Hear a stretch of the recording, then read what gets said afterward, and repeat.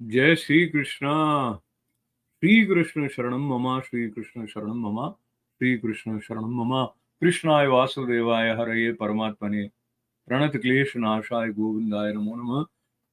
ठाकुर जी की कृपा से श्रीमद् भागवत के 11वें स्कंद के 18वें महत्वपूर्ण अध्याय में प्रवेश कर रहे हैं, जिसमें कि वानप्रस्थ और सन्यासी के धर्म भगवान बता रहे हैं।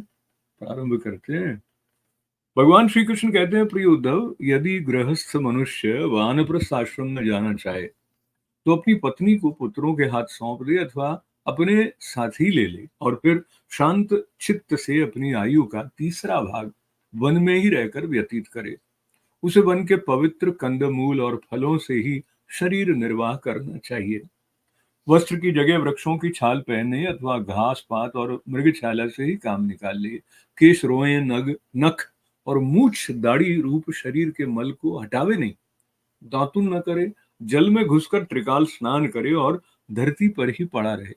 ग्रीष्म ऋतु में पंच अग्नि तापे, वर्षा ऋतु में खुले मैदानों में रहकर वर्षा की बौछार सहे, जाड़े के दिनों में गले तक जल में डूबा रहे।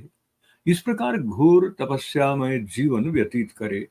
कंदमूलों को केवल आग में भून कर खा ले अथवा समय के अनुसार पके हुए फल आदि के द्वारा ही काम चला ले। उन्हें कूटने की आवश्यकता हो तो ओखली में या सिल पर कूट ले, अन्यथा दांतों से ही चबा चबा कर खा ले।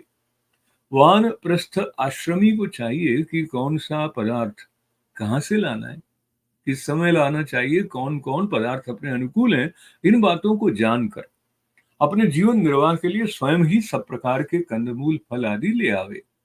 देश काल आदि से अनभिज्ञ लोगों से लाए हुए अथवा दूसरे समय के संचित पदार्थों को अपने काम में न ले।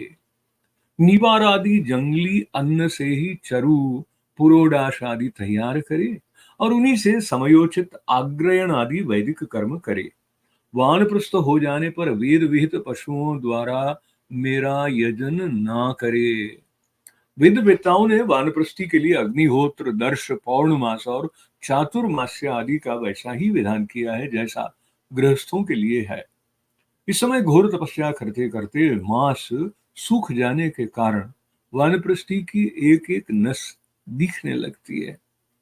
वो इस तपस्या के द्वारा मेरी आराधना करके पहले तो ऋषियों के लोक में जाता है और फिर वहां से मेरे पास आ जाता है, क्योंकि तप मेरा ही स्वरूप है। प्रिय उद्धव, जो पुरुष बड़े कष्ट से किए हुए और मोक्ष देने वाले इस महान तपस्या को स्वर्ग, ब्रह्मलोक आदि छोटे मोटे फलों की प्राप्ति के लिए करता है, उससे बढ़कर मूर्ख और कौन होगा। इसलिए तपस्या का अनुष्ठान निष्काम भाव से ही करना चाहिए। प्राय प्यारे उद्धव, वानप्रस्थी जब अपने आश्रमोचित नियमों का पालन करने में असमर्थ हो जाए, बुढ़ापे के कारण उसका शरीर कांपने लगे, तब यज्ञाग्नियों को भावना के द्वारा अपने अंतःकरण में आरोपित कर ले और अपना मन मुझ में लगाकर अग्नि में प्रवेश कर जाए। ये विधान केवल उनके लिए है जो विरक्त नहीं है। यदि उसकी समझ में ये बात आ जाए कि काम्य कर्मों से उनके फलस्वरूप जो लोक प्राप्त होते हैं वे नरकों के समान ही दुखपूर्ण हैं, और मन से लोक परलोक से पूरा वैराग्य हो जाए, तो विधि पूर्वक यज्ञाग्नियों का परित्याग करके संन्यास ले ले।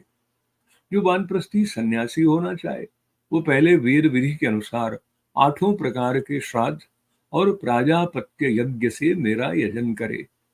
इसके बाद अपना सर्वस्व ऋत्विज को दे दे, यज्ञाग्नियों को अपने प्राणों में लीन कर ले और फिर किसी भी स्थान, वस्तु और व्यक्तियों की अपेक्षा न रखकर स्वच्छंद विचरण करे। उद्धव जी, जब ब्राह्मण संन्यास लेने लगता है तब देवता लोग स्त्री पुत्र आदि सगे संबंधियों का रूप धारण करके उसके संन्यास ग्रहण में विघ्न डालते हैं।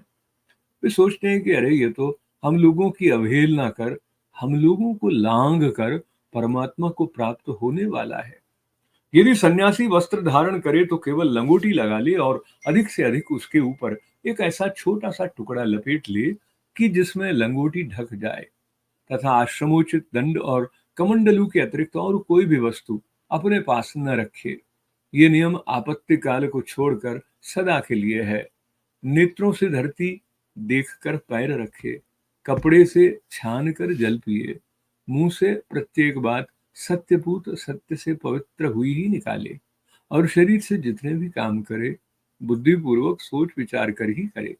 वाणी के लिए मौन, शरीर के लिए निश्चेष्ट स्थिति और मन के लिए प्राणायाम दंड है। जिसके पास ये तीनों दंड नहीं है, वो केवल शरीर पर बांस के दंड धारण करने से दंडी स्वामी नहीं हो जाता। सन्यासी को चाहिए कि जातिच्युत और गौघाती आदि पतितों को छोड़कर चारों वर्णों की भिक्षा ले। केवल अनिश्चित 7 घरों से जितना मिल जाए उतने से ही संतोष कर ले। इस प्रकार भिक्षा लेकर बस्ती के बाहर जलाशय पर जाए, वहां हाथ पैर धोकर जल के द्वारा भिक्षा पवित्र कर ले। फिर शास्त्रोक्त पद्धति से जिन्हें भिक्षा का भाग देना चाहिए उन्हें देकर जो कुछ बचे उसे मौन होकर खा ले। दूसरे समय के लिए बचा कर न रखे और न अधिक मांग कर ही लाए। सन्यासी को पृथ्वी पर केवल अकेले ही विचरना चाहिए, उसकी कहीं भी आसक्ति ना हो, सब इंद्रियां अपने वश में हों, वो अपने आप में ही मस्त रहे, आत्म प्रेम में तन्मय रहे, प्रतिकूल से प्रतिकूल परिस्थितियों में भी धैर्य रखे और सर्वत्र समान रूप से स्थित परमात्मा का अनुभव करता रहे। सन्यासी को निर्जन और निर्भय एकांत स्थान में रहना चाहिए। उसका हृदय निरंतर मेरी भावना से विशुद्ध बना रहे। वो अपने आप को मुझसे अभिन्न और अद्वितीय अखंड के रूप में चिंतन करे। वो अपनी ज्ञान निष्ठा से चित्त के बंधन और मोक्ष पर विचार करे और निश्चय करे कि इंद्रियों का विषयों के लिए विक्षिप्त होना, चंचल होना बंधन है और उनको संयम में रखना ही मोक्ष है।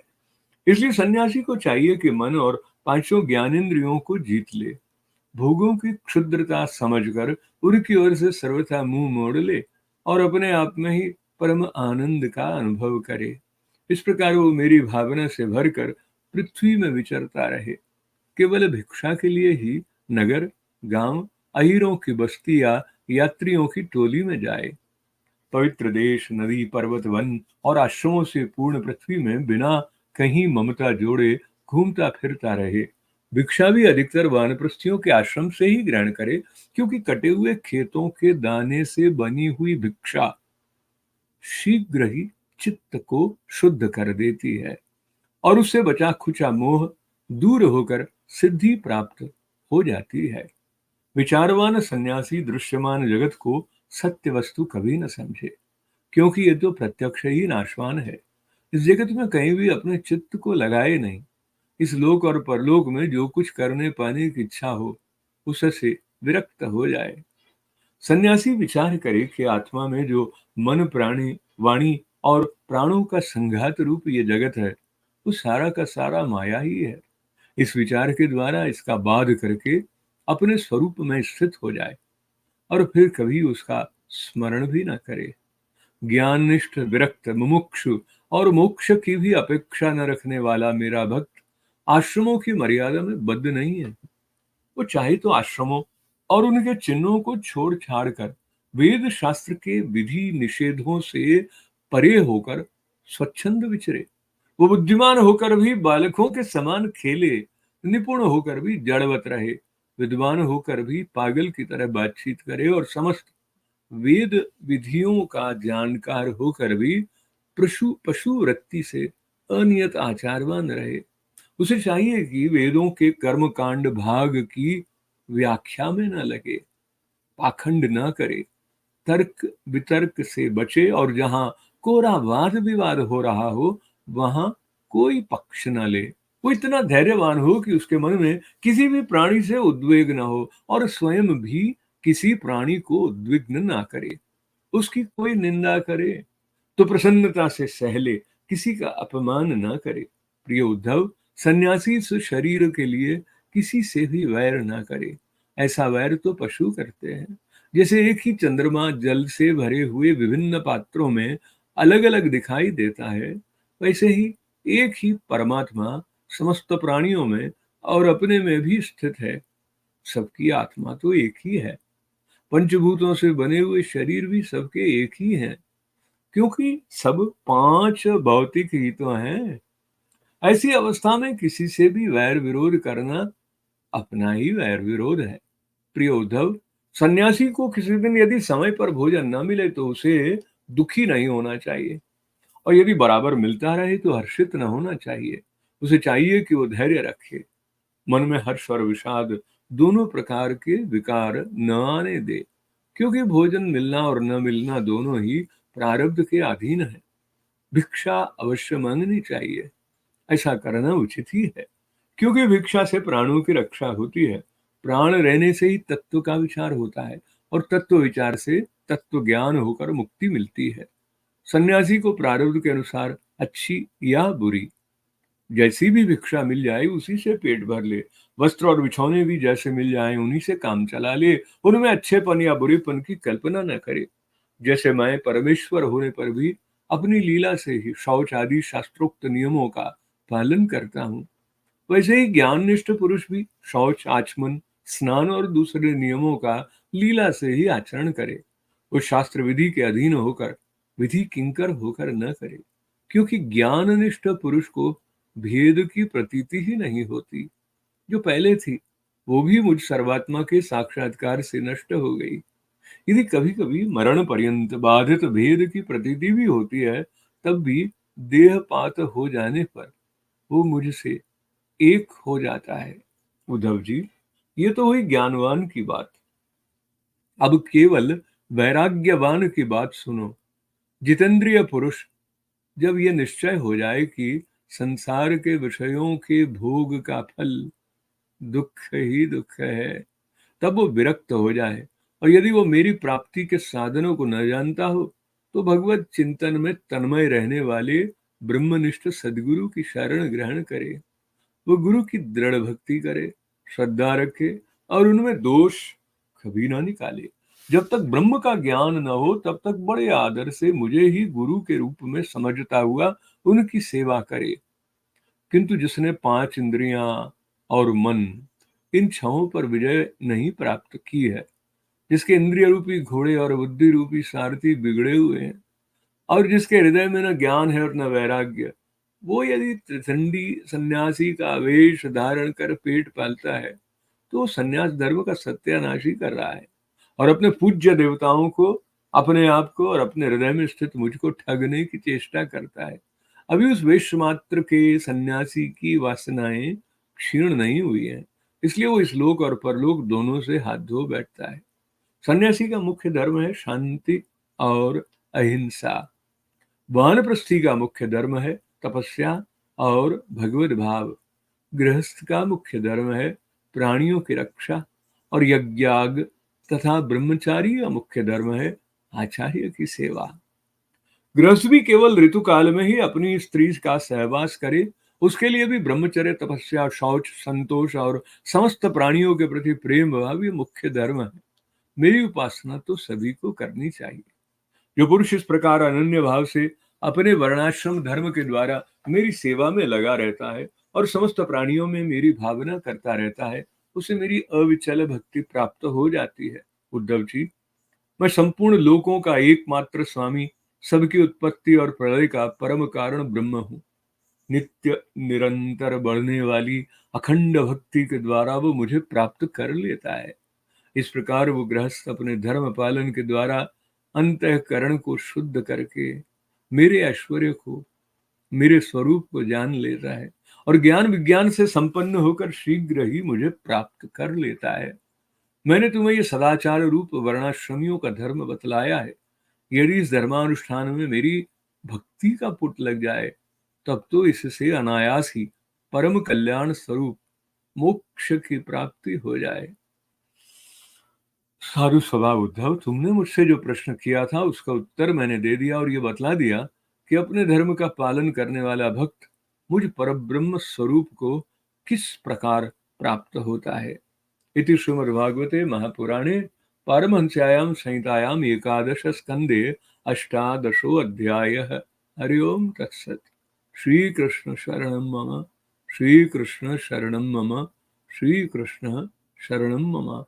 कृष्णाय वासुदेवाय हरये परमात्मने प्रणत क्लेश नाशाय गोविंदाय नमो नमः। अब 18वां अध्याय संस्कृत भाषा में भगवत कृपा से भगवत स्मरण कृतज्ञता के साथ। अथ षादशोऽध्यायः। श्रीभगवानुवाच वनं विविक्षुः पुत्रेषु भार्यान्यस्य सहैव वा वन एव वसेच्छान्तस्तृतीयं भागमायुष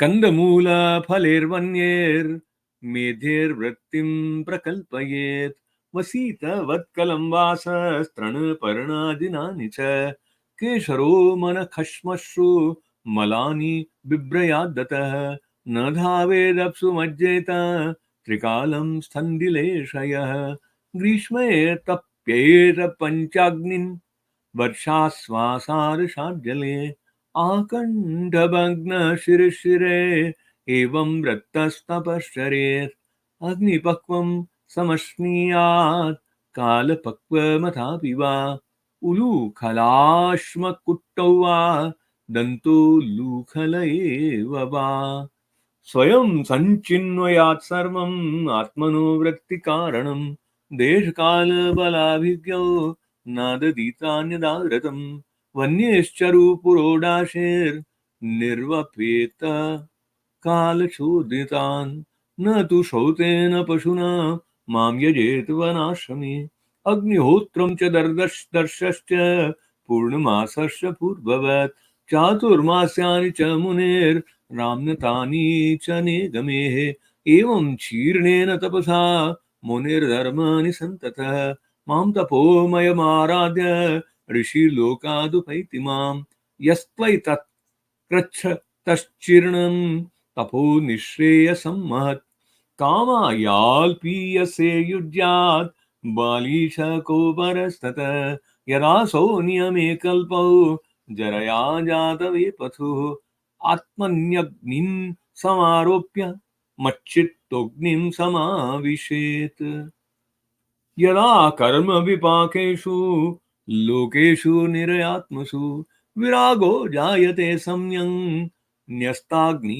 प्रव्रजेत् ततः इष्ट्वा यतोपदेशं मां दत्त्वा सर्वस्वमृत्विजे अग्निं स्वप्राणावेश्य निरपेक्ष परिव्रजेत् विप्रस्य वै सन्न्यस्सतो देवादारादिरूपिणः विघ्नान् कुर्वन्त्ययं यस्मा नाक्रम्य समियात् परं बिभ्रयाचेन्मुनिर्वासः कोऽपि नाचादनं परं त्यक्तं न दण्डपात्राभ्यां मन्यत् किञ्चिदनापदि दृष्टिपूतं न्यसेत्पादं वस्त्रपूतं पिबेज्जलं सत्यपूतां वदेद्वाचं मनपूतं समाचरेत् मौनानिहा नीलायाम दण्डा वाग्देहचेतसां न येते अस्य सन्त्यग्नं वेणुर्भिर्न भवेद्यतिः भिक्षां चतुर्षु वर्णेषु विग्रहान् वर्जयश्चरेत् सप्तागारान् संक्लप्तान् तुष्ये लब्धेन तावता बहिर्जलाशयं गत्वा तत्रोपस्पृश्य वाग्यतः विभज्य पावितं शेषं भुञ्जिताशेषमारतम् एकश्चरेन्म हीमेदां निसङ्गः संयतीन्द्रियः आत्मक्रीड आत्मरत् आत्मवान् समदर्शनः विविक्तक्षेमशरणो मद्भावविमलाशयः आत्मानं चिन्तयेदेकमभेदेन मया मुनिः अन्विक्षेतात्मनो बन्धं मोक्षं च ज्ञाननिष्ठया बन्ध इन्द्रिय विक्षेपो मोक्ष येषां च संयम्य तस्मान् नियम्य षड्वर्गं मद्भावेन चरेन्मुनिः विरक्तक्षुल्लमाकेभ्यो लब्ध्वात्मनि सुखं महत् पुरग्रामव्रजान् सार्थान् भिक्षार्थं प्रविशन् चरेत् पुण्यदेश सरिच्छेल वनाश्रमवतीं महीं वानप्रस्थाश्रमदेष्व भिक्षणं भिक्षमाचरेत् संसिद्ध्यत्याश्वसम्मोहः शुद्धसत्त्वं शिलान्धसा नेतद्वस्तुतया पश्येत् दृश्यमानं विनश्यति असक्तचित्तो विरमेदि हामुत्र चिकीर्षितात् यदेतदात्मनि जगन् मनोवाक्प्राणसङ्गतम् सर्वं मायेति तर्केण स्वस्थस्त्यक्त्वा न तत्स्मरेत् ज्ञाननिष्ठो विरक्तो वा मद्भक्तो वानपेक्षकः सालिङ्गानाश्रमास्त्यक्त्वा चरेदविधिगोचरः बुधो बालकवत्कीडे कुशलो जडवच्छरेत् वदेदुन्मत्तद्वद्विद्वान् गौचर्यां नेगमश्चरेत् वेदवादरतो न्यास्यान् पाखण्डेन हेतुकः शुष्कवाद विवादेन कञ्चित् पक्षं समाश्रयेत् नोद्विजेत् जनाद्धीरौ जनं चोद्वेजयेन्न तु अतिवादास्तितिक्षेत नावमन्येत कञ्चन देहमुद्दिश्य पशुवत् वैरं कुर्यान्न केनचित् एकवेव परो यात्मा भूतेष्वात्मान्यवस्थितः यथेन्दुरुदपात्रेषु भूतान्येकात्मकानि च अलब्ध्वा न विषीदेत काले काले शनं क्वचित् लब्ध्वा न रष्यद्रतिर्मानुभयं देवतन्त्रितम् आहारार्थं समीहेत युक्तं तत्प्राणधारणं तत्त्वं विमृश्यते तेन तद्विज्ञाय विमुच्यते यद्रच्छयोपपन्नानां मद्याश्चेष्टमुता परं तथा वासस्तथा शय्यां प्राप्तं प्राप्तं भजन् मुनिः शौचमाचमनं स्नानं न तु चोदनयाचरेत् अन्याश नियमान् ज्ञानी यदाहं लीलयेश्वरः न हि तस्य विकल्पाख्या या च मद्वीक्षया हता आदेहान्तात् क्वचित् ख्यातिस्ततः सम्पद्यते मया दुःखोदर्केषु कामेषु जातनिर्वेद आत्मवान् अजिज्ञासितमद्धर्मो गुरुं मुनिमुपाव्रजे तावत् परिचरेत् भक्तः श्रद्धावानानसूयकः यावत् ब्रह्म विजानीयान् मामेव गुरुमादृतः यस्य संयत षड्वर्ग प्रचण्डेन्द्रिय सारथिः ज्ञान वैराग्यरहितः त्रिदण्डमुपजीवति सुरानात्मानमात्मस्थं निगृन्ते मां च धर्मः अविपक्व कषायोऽस्मा दमुष्मा च विहीयते भिक्षोर्धर्मः शमो हिंसा तप इक्षा वनोकसः ग्रहिणो भूतरक्षेज्या द्विजस्याचार्य सेवनम् ब्रह्मचर्यं तपः शौचं सन्तोषो भूतसौहृदम् गृहस्थस्त्याप्रतो गन्तु सर्वेषामदुपासनम् इति मां यः स्वधर्मेण भजन् नित्यमनन्यभाक् सर्वभूतेषु मद्भावो मद्भक्तिं विन्दते दृढाम् भक्त्योद्वपान पायिन्या सर्वलोकमहेश्वरम् सर्वोत्पत्त्ययं ब्रह्म कारणमोपयाति सः इति स्वधर्मनिर्निक्तः सत्त्वो निर्ज्ञातमद्गतिः ज्ञानविज्ञानसम्पन्नो न चिरात् समुपैति मां वर्णाश्रमवतां धर्म येषु आचरणलक्षणः स एव मद्भक्तियुक्तो निःश्रेयसकरपरः एतत्ते विहितं साधो भवान् पृच्छति यच्च मां यथा स्वधर्मसंयुक्तो भक्तो मां समियात् परम् यथा स्वधर्मसंयुक्तो भक्तो मां समियात् परम् इति श्रीमद्भागवते परमहंस्यां संहितायाम् एकादशस्कन्धे अष्टादशोऽध्यायः। हरि ओम तत्सत्। कृष्णाय वासुदेवाय हरये परमात्मने प्रणतक्लेशनाशाय गोविंदाय नमो नमः। श्री कृष्ण शरणं मम, श्री कृष्ण शरणं मम, श्री कृष्ण शरणं मम, श्री कृष्णार्पणमस्तु।